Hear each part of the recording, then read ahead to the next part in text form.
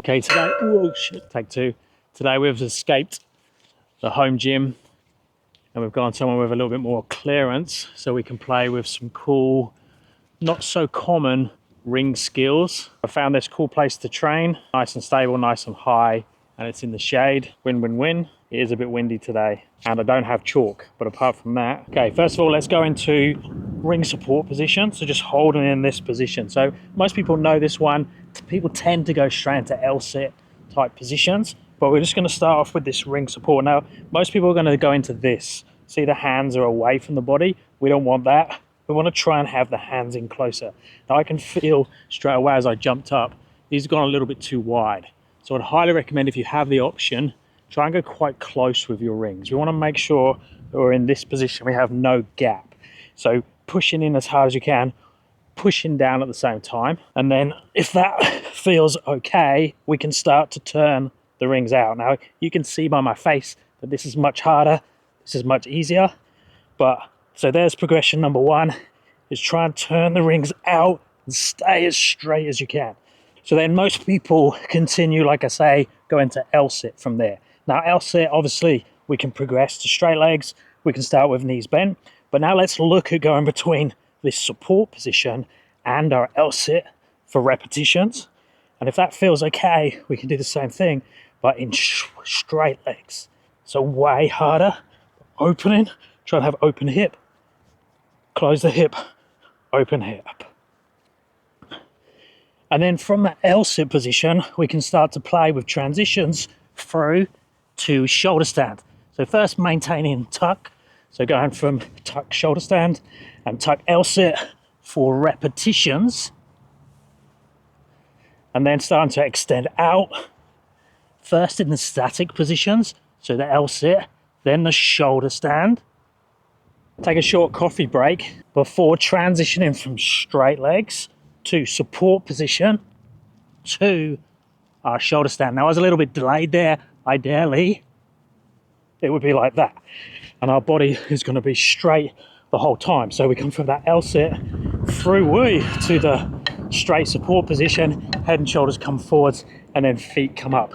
Now you'll notice what I'll do in the shoulder stand position is I'm going to use lever arm to my advantage. So I'm going to take my head and shoulders far forwards this way in the bent arm planche position, which makes me top heavy here, which pulls up the hips and the legs. And then I'm going to do this with my arms or my hands. I'm going to externally rotate, which pulls the upper arm into my torso to lock that shoulder stand position in. And then when I come down, I'm extending like so, and using the shoulders and the head counterbalance again to get back through. So let me sort the straps out and I'll show you hopefully a better rep. I must admit I'm out of practice of doing these, but these are super cool.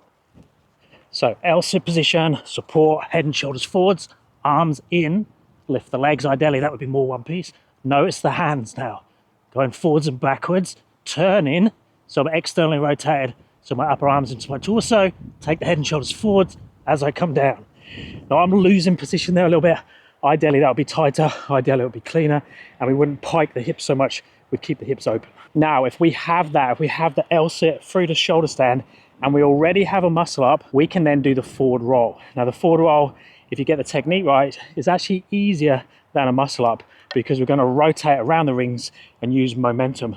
We need the L-sit to shoulder stand to get into position and learn how to use the hips and the shoulders together to make that circular rotational movement. And we can also use my favorite cheat here. So L-sit, let's go tuck, shoulder stand tuck, legs around the outside. Now I push the legs into the straps. If I can look at the hands, my hat's going to come off. So rule number one, tighten the hat up first.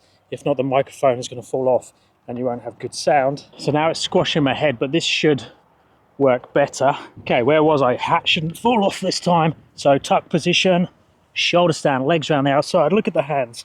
Now find your false grip as my hips are going over, chest to the rings, all the way through, push out. Now it's super slow, but those legs out to the straps, looking at the hands, giving you time to find your false grip, because that's the confusing bit when you're going quicker, and that contact with the straps slows everything down, and you can go around the rings instead of dropping down and muscling up, which basically makes it two different movements. This makes it one, and you can rotate round. And then as soon as that feels okay, you can take the brakes off and just do the same thing, just much faster.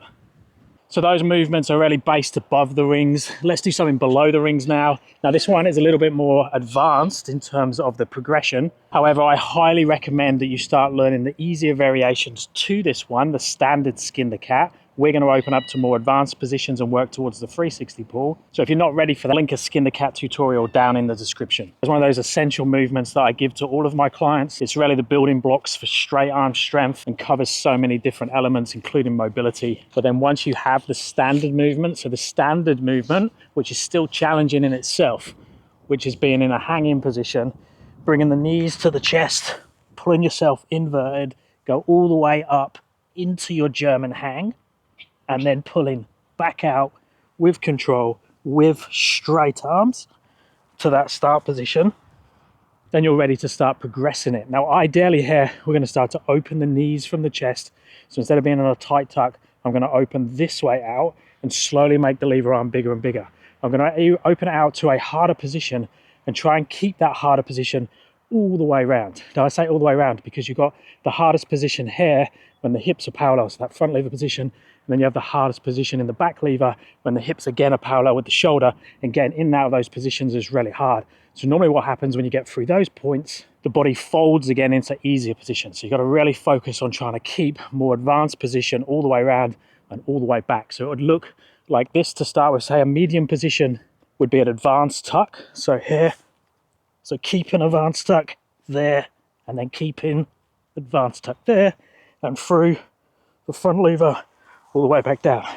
So I try to maintain that more open position all the way around. And then you keep progressing that opening position until you get to a straight body. Now, ideally, I'll be able to do a straight body here. Now, I could take the rings higher, which means I'd be able to hang fully with straightness. Straightness, not greatness. But if I take the rings up that high, my legs are going to hit the posts at the top. So I've gone for a happy medium, meaning that I'm going to have to bend the knees slightly at the start, bend the knees when I transition inverted, but on those other transitions, I'm going to try and open the body up fully. So unless you're lucky and have really high rings, you're probably going to have to compensate in some way. I'd compensate at the top and the bottom, not the front and the back.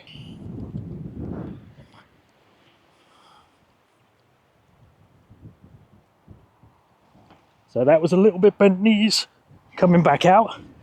But you see what I've done there is I led with the heels. That's a really good point to think about when you're coming back out. Not with the hips, we don't want the butt to come up, we want the heels to come up. So let me rest for a second and see if I can get a cleaner one.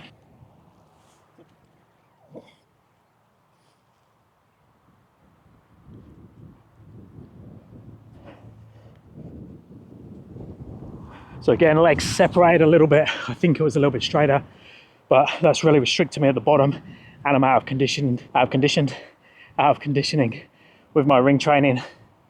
But that's one of the reasons I'm doing the video today, is to give myself a kick up the butt, find my weak links, and make sure I'm maintaining these skills. I'm 48, I'm actually 49 pretty soon, and my training now is more about maintenance, more about to help and assist my coaching, not so much about trying to achieve new skills. And the rings is definitely something that seems to have dropped off because I'm not doing it so much. Now, the main reason for that is my rings aren't accessible all the time. I don't always have them hanging up in my garage, and when I do, the clearance isn't perfect. When we had the gym, and every day I walked in, there was high rings, I was teaching more ring classes, I was just doing more repetitions. So try and make that your goal. Set up a space, at least have a bar somewhere in your house where you hang. If you're passing it on a daily basis, you might jump up and do a hang. If there's no bar, you're not going to hang. Okay, let's do one more bonus movement. Now, this one's a pretty cool one, and again, very few people use it. This is great if you're lacking in thoracic mobility. You don't have much rotation. So what we can do is a single arm ring row. That was a mouthful. Single arm ring row. So let's pull it down to around here, get the strap out of the way. Now this is cool because lots of progressions. I'd use this on my 70-year-old parents, and I'd use it on a 20-year-old athlete. I would just change the progression. So for the 70-year-old parent, chest against the hand, or hand against the chest, arm up the strap, and now I'm just going to come down, rotate, and come out to the side. Now I'm facing in that direction, and then I'm going to reverse the process. So take the left hand up towards the strap, rotate, pull all the way open like bow and arrow, like archery, back down the strap, rotate.